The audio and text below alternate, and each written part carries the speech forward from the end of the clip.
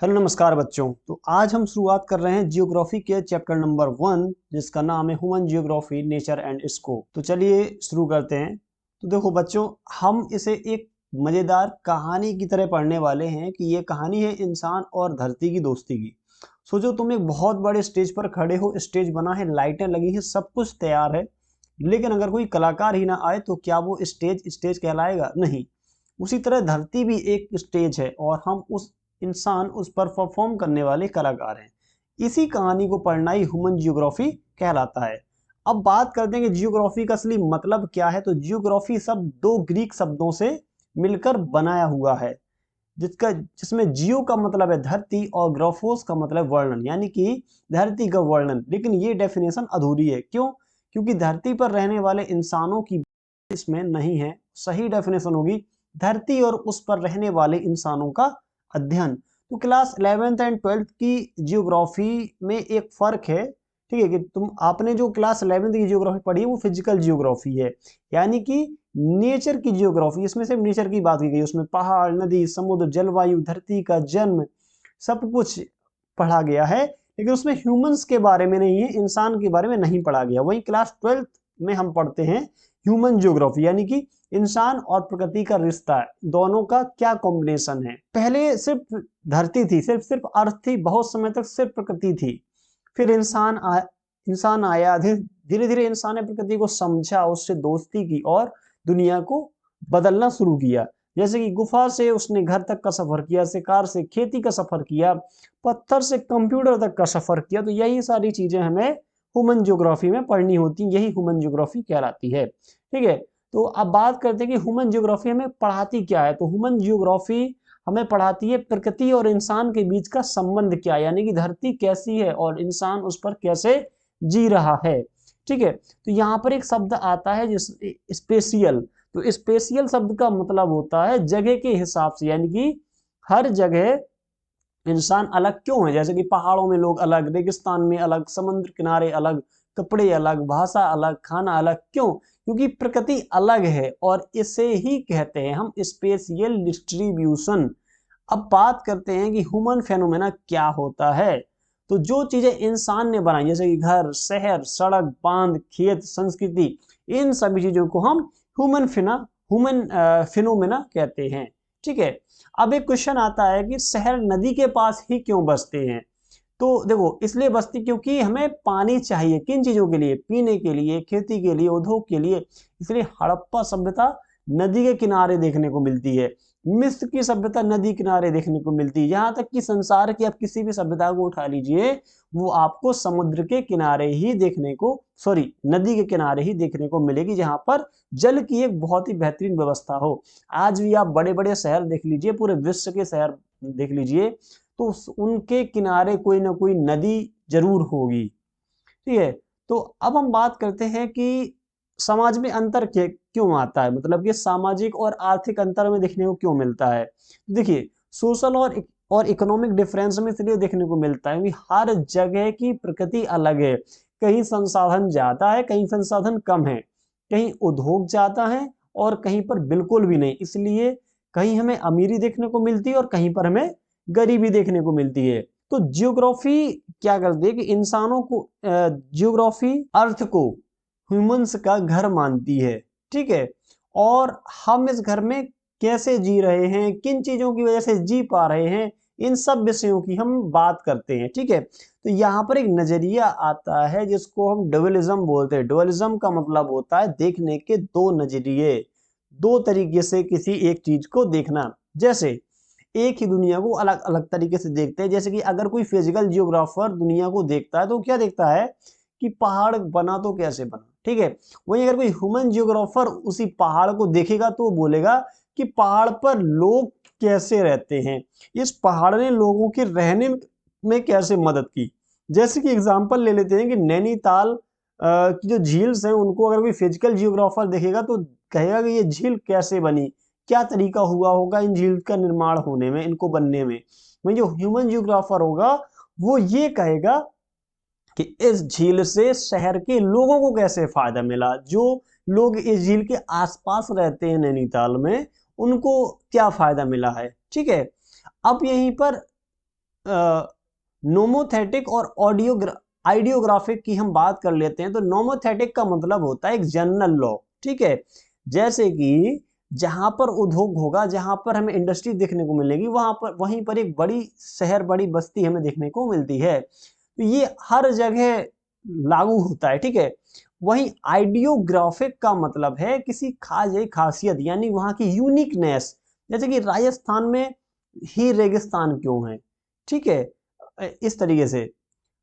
तो एक बेहतरीन एग्जाम्पल से मैं आपको ये बात समझाता हूँ। देखो, अगर कोई बोले कि सारे लड़के एक जैसे होते हैं, तो ये क्या हो गया, ये हो गया नोमोथेटिक। क्या हो गया, नोमोथेटिक। और वहीं अगर कोई बोले कि मेरा वाला अलग है, तो ये क्या हुआ, ये एक हो गई आइडियोग्राफिक। क्या होगी, आइडियोग्राफिक, कि उसने यूनिकनेस बता दी कि मेरा वाला तो अलग है। अब हम अगर कंक्लूजन की बात करें, तो फिजिकल जियोग्राफी और ह्यूमन जियोग्राफी अलग नहीं है, दोनों एक दूसरे से जुड़े हुए हैं। प्रकृति इंसान को बदलती है और इंसान प्रकृति को बदलता रहता है, और यही हम ह्यूमन जियोग्राफी में पढ़ते हैं, यही इसकी असली कहानी है। अब हम बात कर लेते हो, जब एक बहुत पुराना समय था, तो उस समय हमारी जो प्रकृति, जो हमारी नेचर है, वो हमारी मालिक थी, ठीक है। वही उसी से बहुत कुछ हमारा डिसाइड होता था, ठीक है। और उसके बाद फिर इंसान मालिक बना, मतलब ह्यूमंस ने उसको कंट्रोल करना सीख लिया, कैसे प्रकृति को कंट्रोल करना है। लेकिन आज की जो सोच है कि ह्यूमंस और प्रकृति साथ चलना चाहते हैं, मतलब ह्यूमंस ऐसा मतलब कि इतना ज्यादा उसने प्रदूषण यहाँ कर दिया, इतनी ज्यादा यहाँ पे प्रॉब्लम क्रिएट कर दी है कि अब वो प्रकृति को सुनना चाह रहा है। प्रकृति को नहीं सुनेंगे तो कहीं ना कहीं उसको भी तकलीफ देखने को मिल रही है। तो चलिए इसको हम थोड़ा डिटेल में समझते हैं। देखो, सबसे जो पुराना दौर था कि जब ह्यूमंस नया नया दिखने को मिलता था, ठीक है। तो जब इंसान के पास ना कोई मशीन थी, ना घर थे, ना कपड़े थे, ना साइंस थी, ठीक है। तो इंसान कहाँ, जंगल में रहता था, ठीक है, गुफाओं में रहता था। और तो उस समय क्या था कि अगर कहीं से तूफान आ गया तो वहां से वो भाग जाता था। तूफान आया तो भाग गया, ठीक है। ठंड आई तो जगह छोड़ दी, बहुत ज्यादा गर्मी पड़ी तो कहीं छुप गया। ये मतलब ये था कि उसके पास कोई ऐसा संसाधन नहीं था कि उसने एक रिमोट का बटन दबाया और वहां पे ठंडक हो गई, ठीक है। तो ये सारी चीजें थी, यानी प्रकृति जो करती थी उसी के अनुसार हमें रहना पड़ता था, ठीक है। तो इस स्थिति को हम कहते थे इन्वायरमेंटल डिटर्मिनिज्म। क्या कहते हैं, इन्वायरमेंटल डिटर्मिनिज्म। यहाँ पे डिटर्मिनिज्म का मतलब है निर्णय लेना, और इन्वायरमेंटल डिटर्मिनिज्म का मतलब है कि इंसान का जीवन प्रकृति तय करती थी। अर्थ के हिसाब से, जो हमारा नेचर है, ठीक है, उसके हिसाब से डिसाइड होता था। वेजिटेशन के हिसाब से, क्या वेदर है, क्या चीजें हैं, ये सारी। एक एग्जाम्पल की बात की जाएगी, अगर बहुत ठंड है तो जो ह्यूमंस होंगे वो वहां पे नहीं नहीं रहेंगे, ठीक है। अगर बहुत ज्यादा गर्मी होगी तो इंसान को दूसरी जगह जाना पड़ेगा, वहां से उसको शिफ्ट करना पड़ेगा। अगर खाना नहीं मिला तो या तो भूखा रहना पड़ेगा, या फिर जो हंटर गैदर्स की हम बात किया करते थे कि वो वहां से दूसरी जगह निकल जाते थे। लेकिन आज की कंडीशन क्या है कि आज हमें अगर गर्मी लगती है तो हम वहां पर एसी चालू कर लेते हैं, ठीक है। और अगर हम ठंड की जगह में हो, जहाँ पे ठंड बहुत ज्यादा हो, तो वह हम हीटर का यूज कर लेते हैं, ठीक है। रूम हीटर वगैरह ऐसी बहुत सारी चीजें हैं जिनका हम ठीक है। लेकिन पहले ऐसा नहीं था, पहले इंसान मौसम के हिसाब से घूमता था, कहीं आना जाना हो तो उसका वही कंट्रोल करती थी, ठीक है। तो इसे हम कहते थे नेचुरलाइजेशन ऑफ ह्यूमंस, ठीक है। मतलब इंसान प्रकृति के अनुसार ढल जाता है, जैसी प्रकृति होती है वैसे ही व्यक्ति ढल जाता है धीरे धीरे, ठीक है। अब कहानी बदलती है धीरे धीरे। अब क्या हुआ कि इंसान ने दिमाग लगाना चालू किया, उसने सोचना चालू किया कि मैं यहाँ पे क्या करूं कि मेरे लिए एक बढ़िया सा कुछ हो जाए, ठीक है। तो उसने क्या किया, खेती सीखना स्टार्ट किया, उसने एग्रीकल्चर सीखी, उसने घर बनाए, उसने भाषा बनाई, उसने समाज बनाया। सबसे महत्वपूर्ण, उसने साइंस का आविष्कार किया, उसने विज्ञान सीखना चालू किया, साइंटिफिक खोजें की, ठीक है। तो इंसान ने प्रकृति के नियम समझे, जैसे कि ग्रेविटी क्या है, हवा का दबाव क्या है, ठीक है।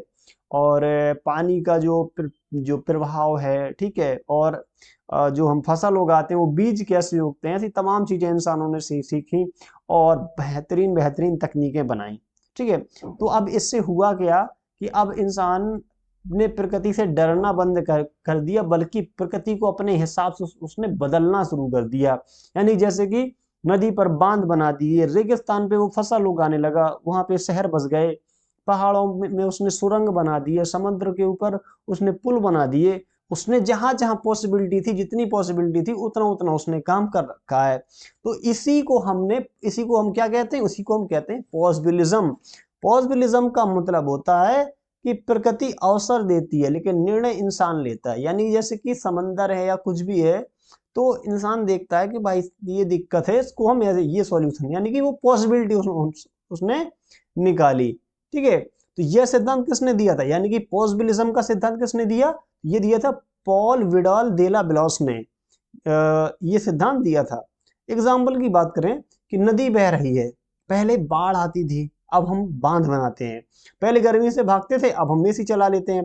पहले ठंड से मरते थे, अब हीटर चलाते हैं। ठीक है, तो यही सारी चेंजेस हमको मिलते हैं और इसे कहते हैं ह्यूमनाइजेशन ऑफ नेचर। मतलब कि इंसान प्रकृति को अपने अनुसार बदल देता है। लेकिन एक समस्या आई, अगर इंसान बहुत ज्यादा प्रकृति को बदल देगा तो क्या होगा, वहां पे पॉल्यूशन हो जाएगा, ग्लोबल वार्मिंग, बर्फ का पिघलना, सूखा, बाढ़, जो आज हम देख रहे हैं। इसी का एक बेहतरीन एग्जाम्पल है, चाहे दिल्ली देख लें चाहे कहीं देख लें, हर जगह बहुत ज्यादा गंदगी, बहुत ज्यादा चीजें हमें देखने को मिलती है। यानी कि कहीं ना कहीं अगर देखा जाए तो प्रकृति को हमने बहुत ज्यादा प्रदूषित कर दिया है। अब सवाल आता है कि हमें किस रास्ते पे चलना चाहिए, हमारे हिसाब से कौन सा रास्ता बेस्ट है, प्रकृति के अनुसार या प्रकृति को चेंज करके। ठीक है, तो इसका जवाब देने के लिए एक बेहतरीन एग्जांपल ट्रैफिक सिग्नल का है कि लाल बत्ती होती है कि अगर रेड हुआ तो रुक जाओ, येलो हुआ तो तैयार हो जाओ, एंड ग्रीन में चलना होता है। ठीक है, अगर हमेशा रेड रहे तो कोई आगे नहीं बढ़ पाएगा। ठीक है, और अगर हमेशा ग्रीन रहे तो भी एक्सीडेंट के खतरे बहुत ज्यादा देखने को मिलेंगे। तो इसका मतलब है कि हमें ना ही पूरी इंडिपेंडेंस चाहिए, ना पूरी आजादी चाहिए, और ना ही पूरी पूरी तरीके से हमें पाबंदी लगा दी जाए हम पे कि हमें ये काम करना ही नहीं है। इसी जो आइडिया है, जो ये विचार आया, इसी को हम कहते हैं नियो डिटर्मिनिज्म। ठीक है, क्या कहते हैं, नियो डिटर्मिनिज्म। और इस सिद्धांत को किसने दिया था, ये बात करते थे ग्रिफिथ टेलर ने इस सिद्धांत की बात की थी।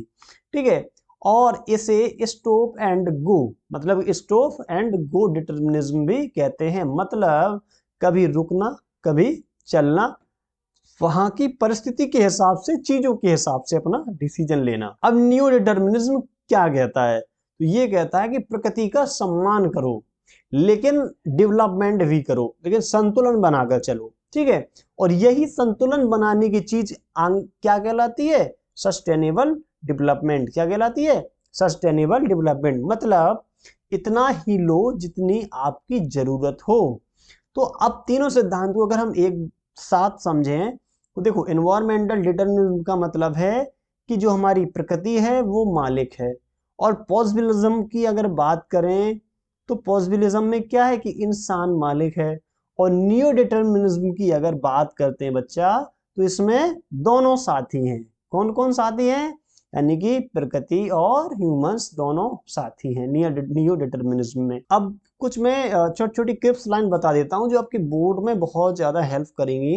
तो देखो, एनवायरमेंटल डिटर्मिनिज्म का मतलब है नेचर कंट्रोल्स ह्यूमंस, और पॉसिबिलिज्म का मतलब है ह्यूमंस कंट्रोल नेचर, और न्यू डिटर्मिनिज्म का मतलब है कि humans control nature by respecting it. कि जो इंसान था, जो ह्यूमंस था, इसने धरती को अलग अलग समय पे अलग अलग तरीके समझा। ठीक है, और जियोग्राफी के पढ़ने के तरीके भी बदलते रहे।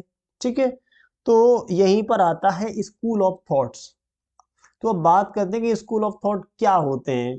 स्कूल का मतलब यहाँ किसी स्कूल की बिल्डिंग से नहीं है, यहाँ मतलब है सोचने का तरीका, यानी कि दुनिया को समझने का एक डिफरेंट नजरिया, एक अलग नजरिए से दुनिया को देखना। तो जो पहला तरीका है वो है रीजनल अप्रोच, यानी कि इस तरीके में क्या करते हैं कि पूरी दुनिया को अलग अलग क्षेत्रों में बांट दिया जाता है, जैसे कि इंडिया, एशिया, यूरोप, रेगिस्तान क्षेत्र, पहाड़ी क्षेत्र, इस तरीके से बांट करके फिर हर क्षेत्र की हम पूरी कहानी को पढ़ते हैं। जैसे कि वहाँ के लोग हुए, वहाँ की भाषा, वहाँ की अर्थव्यवस्था, वहाँ की संस्कृति, तो हम इन सभी चीजों के बारे में बढ़िया से डिटेल में पढ़ते हैं, ठीक है। और दूसरा तरीका क्या है, दूसरा तरीका है सिस्टमेटिक अप्रोच, यानी कि इस तरीके में एक विषय को पूरी दुनिया में पढ़ते हैं। जैसे कि जनसंख्या है तो जनसंख्या पॉपुलेशन के बारे में हम पूरे अर्थ में पढ़ेंगे, कहाँ पर कितनी पॉपुलेशन है, क्या है। अगर एग्रीकल्चर की बात आए तो पूरे अर्थ में पढ़ेंगे, इंडस्ट्रीज की बात आए तो पूरे वर्ल्ड में पढ़ेंगे, ट्रांसपोर्ट की बात आए तो पूरे वर्ल्ड में पढ़ेंगे। तो इस तरीके से हम क्या करते हैं, पढ़ते हैं। तो अब देखो, अब जियोग्राफी का जो डेवलपमेंट हुआ है उसके कुछ चरण हैं, मतलब कि चरण का मतलब एक टाइम पीरियड के बाद चेंज हुआ फिर दूसरे टाइम पीरियड के साथ। तो चलिए इसको हम समझते हैं। तो इसका पहला जो चरण है, ठीक है, मतलब कि पहला जो इसका वो है, उसको देखते हैं कि अर्ली कॉलोनियल पीरियड का जो टाइम है, ठीक है, जब यूरोप के लोग नई नई जगह खोज कर रहे थे उपनिवेश बनाने के लिए, ठीक है। तो इस समय क्या था कि उन्हें नई जमीनें चाहिए थी, नए संसाधन चाहिए थी, नई चीजें चाहिए थी उन्हें, ठीक है। तो उन्होंने क्या किया कि दुनिया के अलग अलग हिस्सों का उन्होंने अध्ययन करना शुरू किया। उन्होंने बहुत सारे मैप्स बनाए, बहुत सारे समुद्री रास्ते खोजे, लोगों के बारे में लिखा, ठीक है। तो ये क्या हुआ, ये था इसका पहला चरण, ठीक है। जब हम दूसरे चरण में पहुंचते हैं, यानी कि लेट 19th सेंचुरी की हम बात अगर करते हैं, तो इस समय वैज्ञानिक तरीके से अध्ययन शुरू हुआ, वैज्ञानिक तरीके से हमने पढ़ना शुरू किया। और इसी समय एनवायरमेंटल डिटर्मिनिज्म बहुत ज्यादा लोकप्रिय हुआ। लोग मानते थे कि प्रकृति इंसान को नियंत्रित करती है, इस समय हम माना करते थे ऐसा, ठीक है। उसके बाद आया थर्ड स्टेज। थर्ड स्टेज में हमने अर्ली 20th सेंचुरी का टाइम लेते हैं। तो अब यहाँ पे क्या हुआ कि पॉसिबिलिज्म आया, मतलब लोगों ने कहा कि हम भी शक्तिशाली हैं और हम अपनी बुद्धि से प्रकृति को कंट्रोल कर सकते हैं, ठीक है। तो वह प्रकृति को बदल सकता है, उसने प्रकृति को बदलने के लिए प्रयास करने शुरू कर दिए। उसके बाद आया फोर्थ स्टेज। फोर्थ स्टेज आया सेकेंड वर्ल्ड वॉर के बाद। इसमें देखो, दूसरी विश्व युद्ध जब हुआ उसके बाद दुनिया बहुत तेजी से बदली, नए देश बने, इंडस्ट्रीज बढ़ी, शहर बढ़े, बहुत कुछ बढ़ा, ठीक है। अब जियोग्राफी में नए विषय आए, जैसे कि पॉपुलेशन आया, शहरीकरण आया, ठीक है, डेवलपमेंट आया, योजनाएं आया, ऐसे बहुत सारी चीजें अलग अलग तरीके से आए। अब हम पढ़ते हैं कि फील्ड एंड सब फील्ड, ठीक है, यानी ह्यूमन जियोग्राफी किन किन चीजों को पढ़ती है। तो पहली है पॉपुलेशन जियोग्राफी। पॉपुलेशन जियोग्राफी हम देखते हैं कि कितने लोग हैं, कहाँ रहते हैं, क्यों रहते हैं और कितनी तेजी से बढ़ रहे हैं। उसके बाद आती है सेटलमेंट जियोग्राफी। सेटलमेंट जियोग्राफी में हम पढ़ते हैं गांव और शहर कैसे बने, कहाँ बसे और क्यों बसे, ठीक है। उसके बाद तीसरा आता है इकोनॉमिक जियोग्राफी। इकोनॉमिक जियोग्राफी में है कि लोग पैसा कैसे कमाते हैं, मतलब खेती, उद्योग, व्यापार, सेवा क्षेत्र, अलग अलग क्षेत्रों से लोग कैसे पैसा कमाते हैं, इकोनॉमिक्स में हम ये देखते हैं, इकोनॉमिकल जियोग्राफी में, ठीक है। उसके बाद आई कल्चरल जियोग्राफी। तो कल्चरल जियोग्राफी में हम देखते हैं वहाँ की लैंग्वेज, वहाँ का धर्म, वहाँ की कल्चर, वहाँ का सोशल कल्चर, ठीक है, वहाँ के त्योहार, वहाँ का खाना, कपड़े, सब कुछ देखते हैं हम, ठीक है। तो उसके बाद फिर हम देखते हैं पॉलिटिकल जियोग्राफी। पॉलिटिकल जियोग्राफी में क्या है कि देश की बाउंड्रीज, मतलब देश की सीमाएं, वहाँ की पॉलिटिक्स, वहाँ का जो सीमा की डिस्प्यूट्स हैं, जैसे कि भारत का डिस्प्यूट चलता है पाकिस्तान से, चाइना से, इस तरीके से हम सीमा की डिस्प्यूट देखते हैं। किसी राज्य का डिस्प्यूट है कि मतलब कि राज्य की सीमा को लेकर के, तो ऐसे सारे बहुत सारे डिस्प्यूट्स हैं जिसको हम देखते हैं। उसके बाद आता है सोशल ज्योग्राफी, यानी कि समाज की समस्याएं। इसमें हम क्या देखते हैं, इसमें देखते हैं हम गरीबी, इसमें हम देखते हैं असमानता, इसमें हम देखते हैं एजुकेशन, इसमें हम देखते हैं हेल्थ, ठीक है। तो ये सब देखते हैं। उसके बाद आती है क्या, उसके बाद आती है ट्रांसपोर्ट जियोग्राफी। ट्रांसपोर्ट जियोग्राफी का मतलब है कि लोग और सामान कैसे चलते हैं, मतलब लोग सामान को लेकर कैसे चलते हैं, क्या क्या तरीके हैं। तो आ जाता है रोड, आ जाता है, ठीक है, रोड ट्रांसपोर्ट आ जाता है, रेल ट्रांसपोर्ट आ जाता है, आपका एयर ट्रांसपोर्ट आ जाता है, वाटर ट्रांसपोर्ट आ जाता है, ठीक है। ये सब चीजें आती हैं। उसके बाद आती है कम्युनिकेशन जियोग्राफी। मतलब कि इसमें हम देखते हैं कि जो सूचना है, जो इन्फॉर्मेशन है, वो एक जगह से दूसरी जगह कैसे पहुंचे, जैसे कि फोन का यूज हो गया, इंटरनेट यूज हो गया, मीडिया का यूज हो गया, ये हम इसमें देखते हैं, ठीक है। अब इसके बाद हम पढ़ते हैं कि कौन कौन से इंपोर्टेंट थिंकर्स हैं जो हमारे एग्जाम के हिसाब से बहुत ज्यादा जरूरी हैं और हमें एनसीईआरटी में देखने को मिलते हैं, ठीक है। तो पहले है इमैनुअल कांट। तो इन्होंने क्या कहा, इन्होंने कहा कि जियोग्राफी पृथ्वी का अध्ययन है, यानी कि geography is the study of earth, ठीक है। और इतिहास समय का अध्ययन, यानी कि history is the study of time. उसके बाद आते हैं अलेक्जेंडर वॉन हम्बोल्ट। तो अलेक्जेंडर क्या कहते हैं, इन्होंने प्रकृति के वैज्ञानिक अध्ययन पर जोर दिया। इन्होंने कहा कि साइंटिफिकली आप अध्ययन करना, स्टडी करना शुरू कर दीजिए। उसके बाद आते हैं कॉल्ड लेटर। कॉल लेटर इन्होंने क्या कहा कि इन्होंने क्षेत्रीय अध्ययन को महत्व दिया, यानी कि जो हमारी रीजनल अप्रोच को इन्होंने बढ़ाया, ठीक है। उसके बाद आए रेड जॉयल। रेड जॉयल ने क्या कहा कि एनवायरमेंटल डिटर्मिनिज्म के ये समर्थक थे। इन्होंने एनवायरमेंटल डिटर्मिनिज्म की बात की, ठीक है। उसके बाद विडाल डेला ब्लॉस। विडाल डेला ब्लॉस किस चीज के समर्थक थे बच्चों, तो ये समर्थक थे पॉसिबिलिज्म के। किस चीज के, पॉसिबिलिज्म के। उसके बाद आते हैं ग्रिफिथ टेलर। ग्रिफिथ टेलर ने क्या कहा, ये नियो डिटर्मिनिज्म के समर्थक थे, मतलब ये नियो डिटर्मिनिज्म की बात किया करते थे बहुत ज्यादा, ठीक। अब हम इस पूरी कहानी को एक लाइन में अगर समझें तो देखो, पहले प्रकृति सब कुछ तय करती थी, फिर इंसानों ने, मतलब जो ह्यूमंस थे, उन्होंने उसको बदलना शुरू किया। आज दोनों को संतुलन बनाकर चलना है, यही चल रहा है न्यू डिटर्मिनिज्म में, ठीक है। तो ह्यूमन ज्योग्राफी में क्या सिखाती है कि धरती सिर्फ रहने की जगह नहीं, ये हमारा घर है और हमें इस पर देखभाल करने की बहुत ज्यादा जरूरत है।